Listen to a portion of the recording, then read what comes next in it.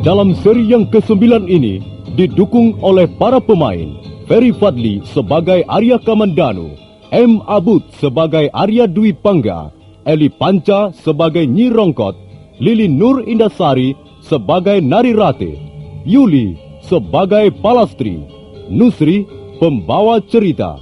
Selamat Gadis menguntur itu nampak sangat malu. Mukanya menjadi merah karena berusaha menyembunyikan rasa malunya. Tapi dia masih dapat berkata, walaupun suaranya menjadi gemetar. Oh, jadi Kakang tidak pernah menulis syair untukku? Tidak, Rati. Selama ini aku sakit. Bagaimana aku bisa menulis syair? Jadi semua ini bukan kau yang menulis, Kakang? Oh, bukan aku yang menulis syair-syair ini. Aku tidak bisa dan tidak berbakat menulis syair. Kalau begitu, aku telah salah menganggapmu, Kakang. Baiklah, aku mau pulang saja. Tunggu, Rati. Tunggu dulu. Maafkan, Kakang. Aku tak bisa lama-lama di sini. Maafkan, aku telah mengganggu ketenanganmu. Ini pasti perbuatan Kakang Dwi Pangga. Ada apa, Angger? Mana gadis menguntur itu? Kau, Bi. Mana Nini Nari Rati? Dia sudah pulang, Bi. Kok buru-buru sekali dia pulang? Ada apa, Angger? Tidak ada apa-apa. Bibi tahu di mana Kakang Dwi Pangga? Tadi Bibi lihat Angger Dwi Pangga sedang menjemur daun rontal di atas atap kamarnya. Aku mau menemuinya. Ada apa, Angger? Kok sepertinya... Minggir, Bi. Jangan menghalangi di jalan. Aku harus menemui Kakang Dwi Pangga sekarang juga. Adik Kamandanu, ada apa? Mengapa kau rusak pintu kamarku? Apa yang sedang kau lakukan itu? Apa urusanmu? Aku sedang menulis syair. Rupanya kau bangga sekali dengan syair-syairmu itu, Kakang. Tentu saja. Kenapa? Apa karena aku sedang menulis syair, lalu kau tidak senang dan merusak pintu kamarku? Jawab dulu pertanyaanku, Kakang. Mengapa kau mengirim syair-syair itu pada Nari Rati? Apa maksudmu? Oh, jadi kau sudah tahu. Baiklah, aku akan mengatakan alasanku. Jangan membuat alasan. Aku ingin tahu yang sebenarnya, Kakang. Iya. Iya, Adik Kamandanu, sabar dulu. Adik Kamandanu, aku ingin berbuat baik padamu. Aku ingin membuat hubunganmu dengan Nari Ratih pulih kembali seperti sedia kala. Kakang, persoalan Nari Ratih adalah persoalan pribadiku. Kau jangan ikut campur. Dengar, Adik Kamandanu. Hubungan kalian tidak mungkin bisa dipulihkan kalau aku tidak turun tangan. Apapun yang akan terjadi di antara kami, Kakang tidak berhak ikut campur. Urusi saja sendiri persoalanmu. Mengapa Kakang terlalu usil? Jadi kau tidak menganggapku lagi sebagai saudara tuamu? Kau tetap Kakang Dwi Pangga, saudara tuaku. Tapi bukan berarti kau boleh ikut campur urusan pribadiku sampai sekecil-kecilnya. Aku kan bermaksud baik, Adik Kamandanu. Aku tidak membutuhkan jasa baikmu. Aku tidak butuh pertolongan siapapun, sekalipun ayahanda sendiri. Kau sombong sekali, Kamandanu. Terserah apa yang akan kau katakan, Kakang. Tapi begitulah pendirianku. Aku tak ingin melihat orang lain ikut campur urusan pribadiku. Ya, kalau begitu baiklah. Aku tidak akan ikut campur lagi. Uruslah sendiri persoalanmu dengan Nari Rati. Tidak bisa, Kakang. Kau telah berbuat kesalahan dengan mengirim syair-syairmu itu. Sekarang Nari Rati bertambah kesal padaku. Dan hubungan kami semakin suram. Lalu bagaimana? Aku harus bagaimana?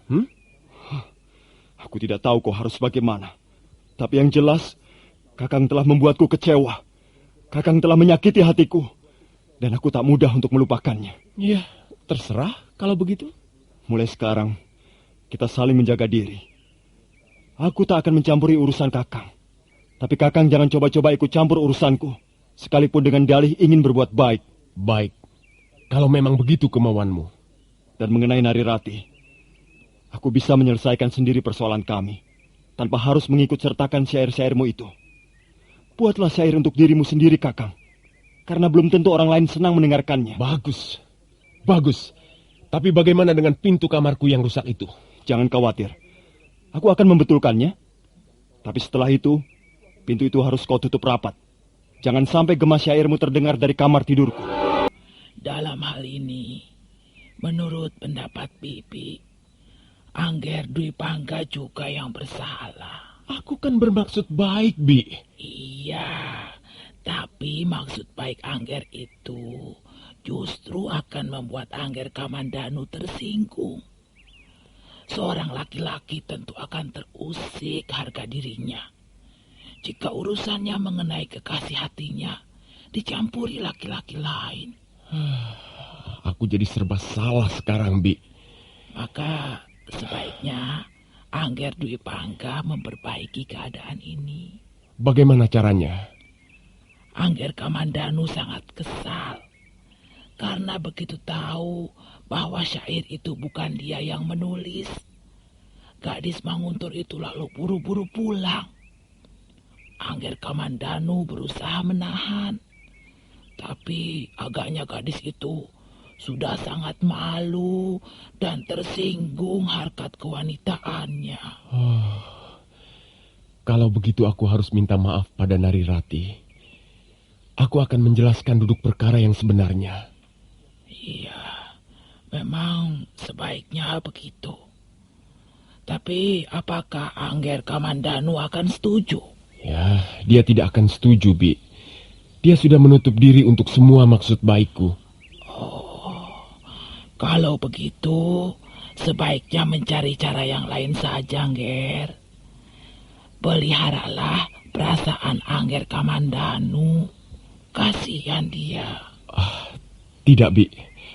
Aku akan minta maaf pada Nari Ratih bukan untuk adik Kamandanu lagi, tapi untukku sendiri. Aku sudah melakukan kesalahan yang membuat gadis itu menderita batinnya, dan tak seorang pun berhak mencegah niatku ini. Anu tahu, kan bisa ribut besar. Maka lebih baik aku diam saja. Pura-pura tidak.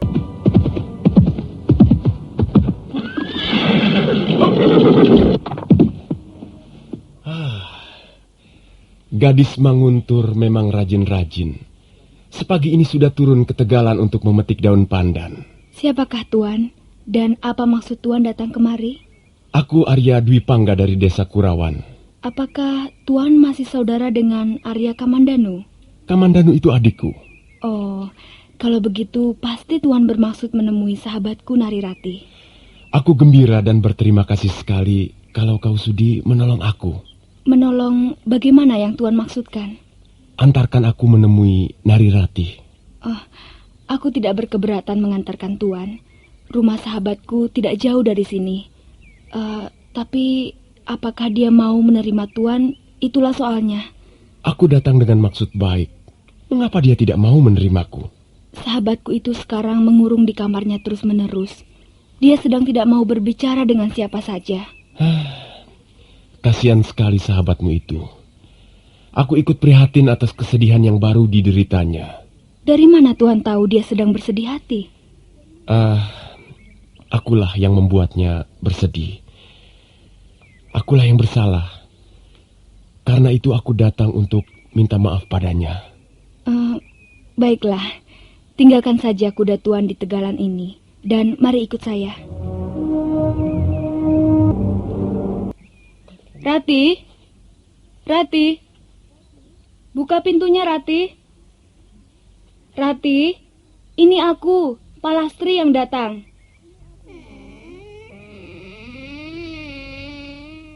Ada apa Palastri? Siapa yang kau bawa kemari ini? Dia saudara tua Arya Kamandanu. Dia ada keperluan denganmu Rati.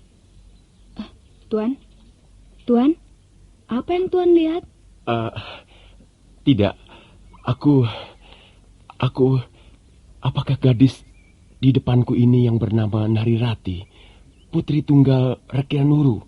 Iya, inilah sahabatku itu yang Tuan cari. Saya tahu, Tuan datang kemari pasti ada hubungannya dengan Kakang Kamandanu. Dan saya sudah berjanji dalam hati tidak akan menyentuh persoalan itu lagi. Silahkan Tuan pergi. Rati, Rati! Bagaimana Tuan Dwi Pangga? Narirati sudah menutup pintunya lagi. Kalau begitu, tak ada pilihan lain lagi. Ya, aku harus kembali ke Kurawan.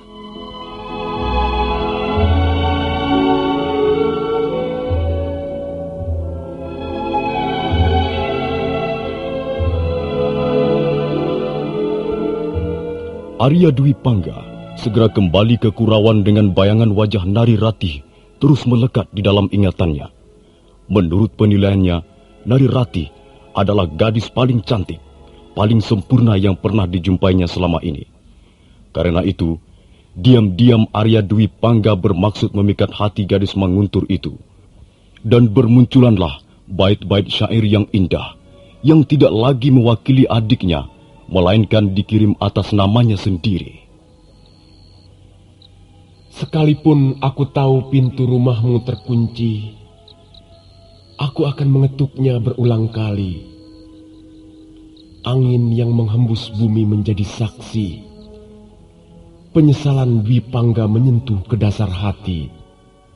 Sambil terbaring di ranjangnya, Narirati membaca syair yang dikirim Arya Dwi Pangga melalui Palastri.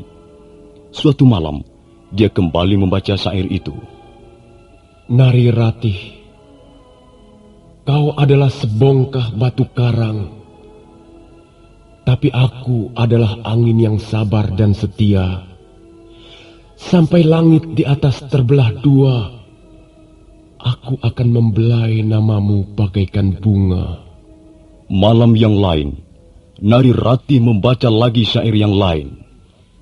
Hujan sore ini turun dengan sedihnya, tanpa angin, tanpa pelangi. Apakah itu pertanda harapanku akan sia-sia? Kulewati malam yang dingin ini dengan gemetar sambil terus mengenang wajahmu. Oh, Arya Dwi Pangga, apa maksudmu mengirim syair-syair begini padaku? Syairmu membuatku gelisah sepanjang malam. Apakah kau sengaja melakukannya untuk menyiksa aku?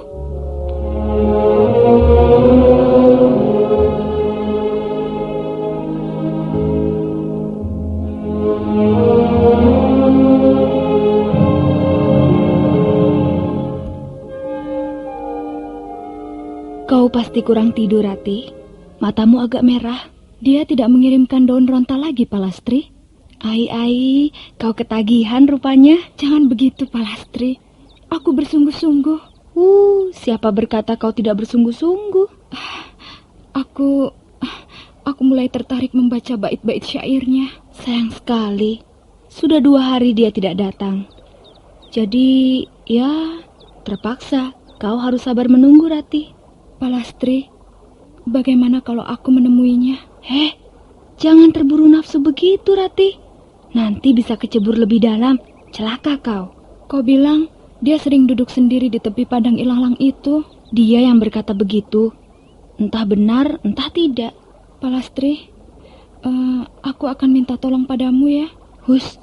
Jangan minta aku mengantarmu ke sana.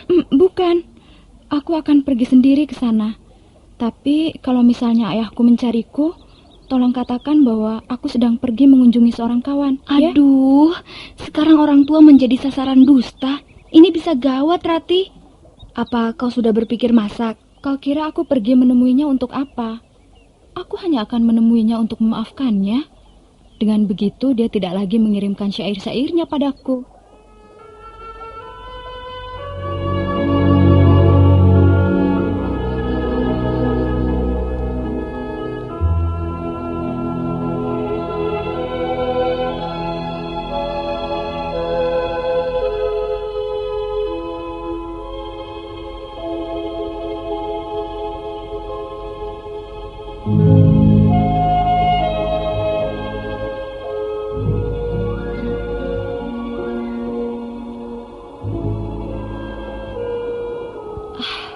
Benar, dia duduk di tepi padang ilalang, di atas sebuah batu hitam. Bagaimana ya? Rasanya aku malu sekali untuk menghampirinya. Tapi kalau tidak, Aku kasihan melihatnya duduk merenung seperti arca batu begitu.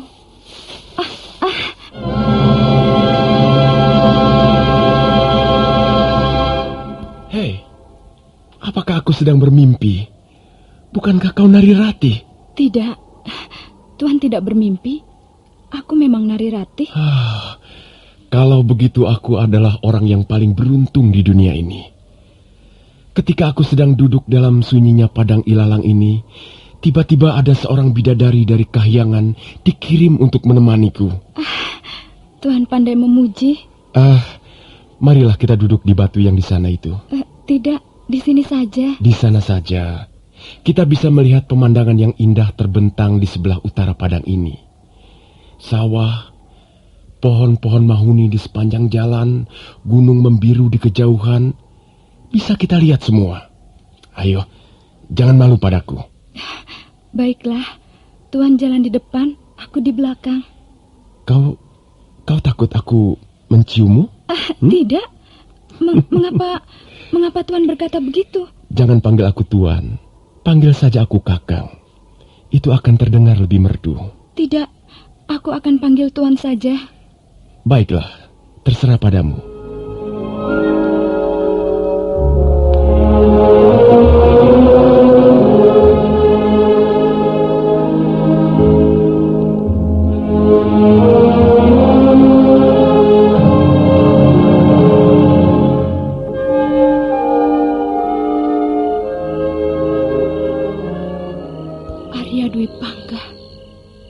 Baru pertama kali aku mengenal seorang laki-laki seperti dia ini. Sungguh berbeda dengan adiknya Kakang Kamandanu. Arya Dwi Pangga lebih terbuka. Dan dia pandai sekali menyenangkan hati seorang wanita. Dia juga lembut dan mudah menuruti keinginan orang lain. Tadi dia menyentuh telinga kiriku sampai gemetar seluruh tubuhku. Apakah dia sengaja melakukannya? Dan mengapa aku tak pernah mengalami guncangan perasaan seperti ini selama duduk bersama Kakang Kamandanu?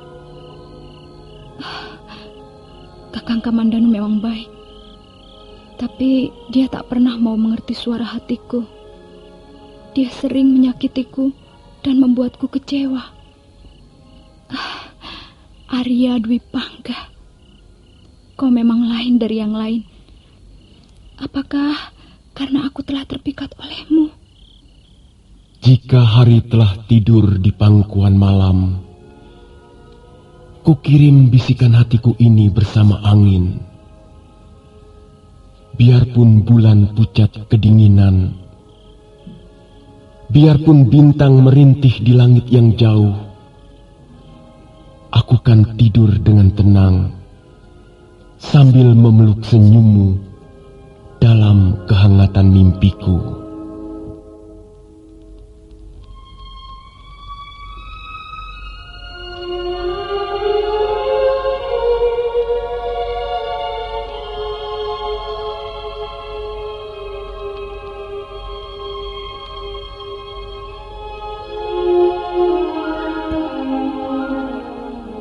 Setelah pertemuannya dengan Arya Dwi Pangga di tepi padang ilalang itu, Nari Ratih semakin kelihatan gelisah. Suatu ketika, dia pergi lagi ke tepi padang ilalang.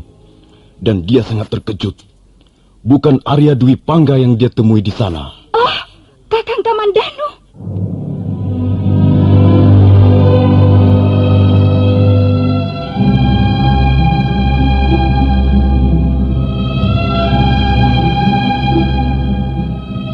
Nah, para pendengar sekalian, bagaimana kisah selanjutnya?